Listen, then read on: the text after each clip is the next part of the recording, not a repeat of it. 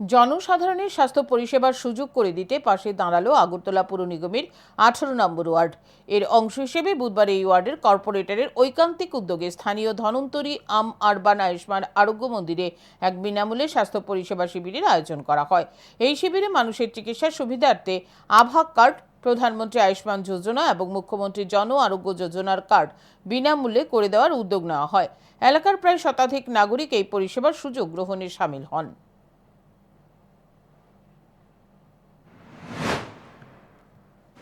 আজকে মূলত আমরা 18 নম্বর ওয়ার্ডের উদ্যোগে এই ধন্বন্তরী আম আরবান আয়ুষ্মান আরোগ্য মন্দিরে আজকে আভা কার্ড, প্রধানমন্ত্রী আয়ুষ্মান যোজনা এবং মুখ্যমন্ত্রী আয়ুষ্মান যোজনা কার্ড বিনামূল্যে সবাইকে সরবরাহ করার জন্য সুযোগ করে দেওয়া হচ্ছে।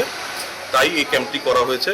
আর মূলত আপনারা জানেন যে কিছুদিন আগে NHM এর দিল্লি থেকে একটা প্রতিনিধি এসেছিলেন যে, এবং এটা ম্যান্ডেটরি করা হয়েছে যে 31শে অক্টোবর 2026-এর মধ্যে আভা কার্ড ম্যান্ডেটরি করতে হবে ফর ডিজিটালাইজেশন প্রসেস।